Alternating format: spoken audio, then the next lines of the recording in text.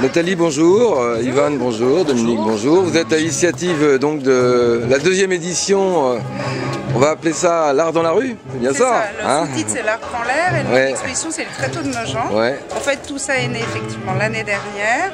Nous discutions avec Ivan Lamy au café et Ivan me disait que ça serait chouette de faire une manifestation culturelle dans la rue parce qu'il y a des tas de gens qui ne rentrent jamais au musée, qui ne vont jamais voir les expositions, qui ne rentrent jamais dans les salles de spectacle et finalement ces gens-là on peut les capter dans la rue.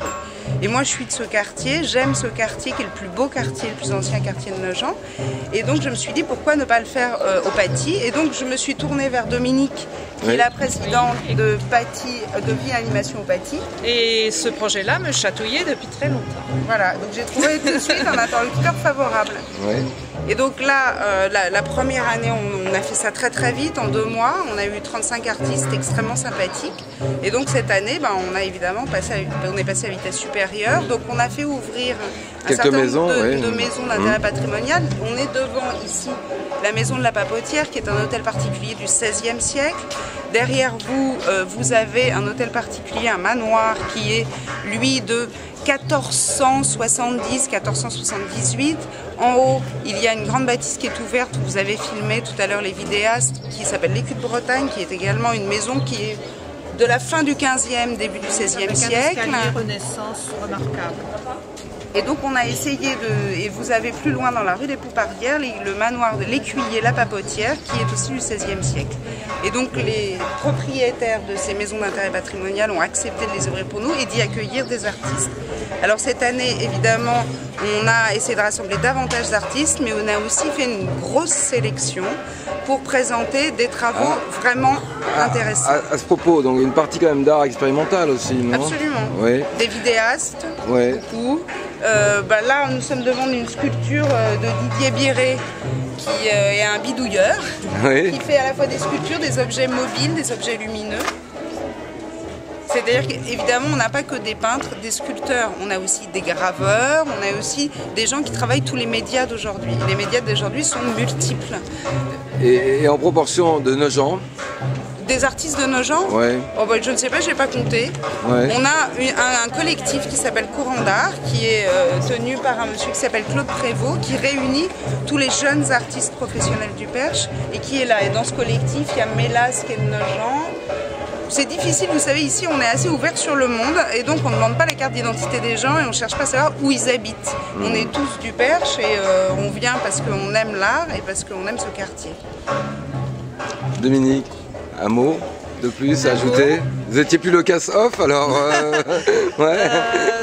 disons que moi ici je représente plutôt le lien avec la population habitante, qui est une population absolument ravie de voir des belles choses entre guillemets, c'est-à-dire quelque chose qu'on leur propose et qui les attire plus qu'un marché nocturne ou une chose de très grand public. En fait, ils se trouvent très flattés qu'on puisse vraiment dire voilà, ça vous intéresse et vous méritez de voir des choses.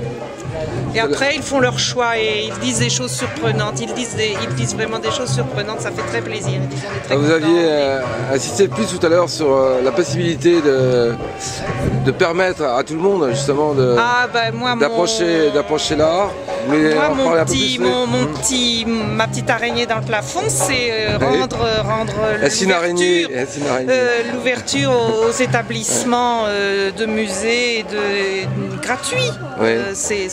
C'est une évidence si on veut avoir une population. On est d'accord, si vous me permettez un avis. C'est une évidence. Oui, Dominique vient de dire quelque chose qui nous a réunis dès le départ de la première édition, c'est que tous les trois on a la conviction que l'art elle est fait pour tous et que souvent le fait que ça soit à l'intérieur d'une galerie, etc., arrête psychologiquement les gens de rentrer pour rentrer et on s'est dit il faut un peu démocratiser et dire aux gens, comme disait Dominique très justement, vous y avez le droit aussi. Et en plus c'est la valorisation d'un patrimoine. Donc, et pour répondre à la question sur les artistes percherons, on tenait à avoir cette base, valoriser les artistes percherons et leur travail, et aussi, et on va le faire de plus en plus, je crois qu'on est d'accord, appeler des jeunes artistes venus des Beaux-Arts. Là il y en a de Tours, du Mans, de Paris, Et on va pas compter, comme dit Nathalie, de savoir qui vient d'où, mais on sait qu'il y a une bonne, qu'il y a des gens de Paris, qu'il y a des gens de Tours, qu'il y a des gens du Mans, de Chartres. Oui, c'est important d'être cosmopolite, mais c'est aussi intéressant de savoir qui sont les artistes de Nogent. Non. Oui. Alors il y a Madame Annie Brunil qui vient de nous rejoindre, qui est donc la propriétaire du manoir que vous avez derrière vous, et qui pour la deuxième année a ouvert les portes de son manoir pour accueillir des artistes. Voilà, on est très content d'aider de jeunes talents, parce que c'est vraiment je crois que c'est la première année, c'était encore mieux que l'année dernière, que Nathalie Fay a réussi à réunir autant de grands talents. Et on est très content de participer à cet événement. Nathalie, vous avez eu une idée l'année dernière à peu près de la fréquentation, du nombre de visiteurs? On pense que l'année dernière, il y a eu entre 1500 et 2000 personnes. Cette année, ce matin, il y a eu assez peu de monde, peut-être 300 personnes qui sont passées à cause du temps. Et là, comme vous le voyez, le public est en train d'arriver. Le soleil est arrivé, donc tout va bien. Le soleil est arrivé avec le public. Un week-end plus étalé qui permet aux gens de partir cette année, alors que l'année dernière... Oui, ça c'est un problème. Mais bon, c'est aussi un problème. Bon, il faut en tenir compte dans la logistique. Mais je crois que tous les trois on avait conscience que ça s'inscrit dans le temps. Moi, de la première conversation que j'ai eue avec Nathalie et Dominique, on s'est dit, ce qui m'a plu, moi, c'est le projet à long terme. Nathalie, elle m'a tout de suite dit, on part, on sait qu'on le refera, ça n'était pas un coup. Voilà. Donc on sait très bien qu'il faut plusieurs années pour construire. On va rajouter des modules comme on rajoutera des rues, on rajoutera des... comme un peu Artec à la Ferté-Bernard où c'était un concours de robots au départ et c'est devenu un vrai festival. Et on a un peu la même ambition, c'est-à-dire de rajouter des modules. Et cette année, il y a eu des modules de rajouter. Et on a des idées de chemin de lumière pour joindre les modules. On a plein de projets. En tout cas, c'est novateur et original. Novateur peut-être pas, parce que ça se fait quand même de mettre l'art dans la rue, ce qui est un peu différent ici. L'ouverture des maisons, l'ouverture des maisons peut-être moins. C'est la différence. C'est qu'il n'y a pas que des artistes plasticiens.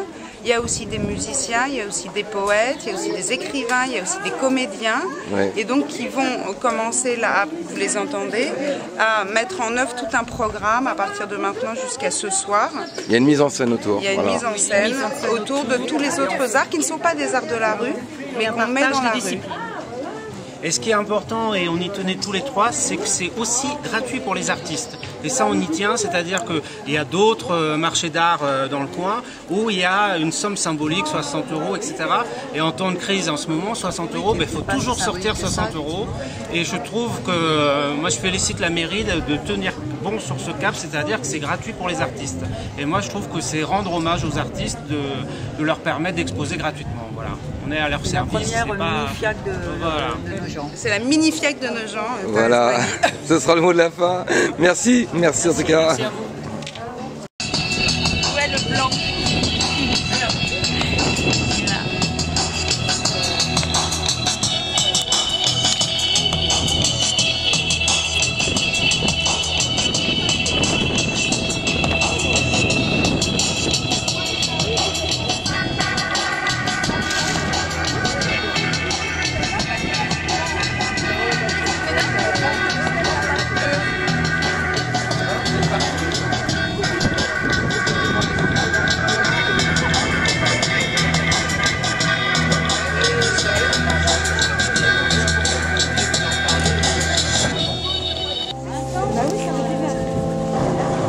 Petits oranges qui passent. Ah, l'oiseau bleu avec ses yeux. Ah ouais, bien.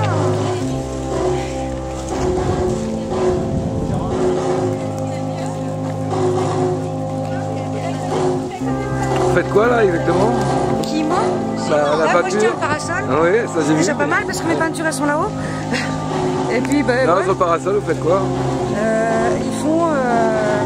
Ils font une œuvre d'art en direct qui sera qui va être mise en jeu, c'est-à-dire par un tirage au sort à 17 h. Il y a des billets qui sont en vente à 2 € pièce.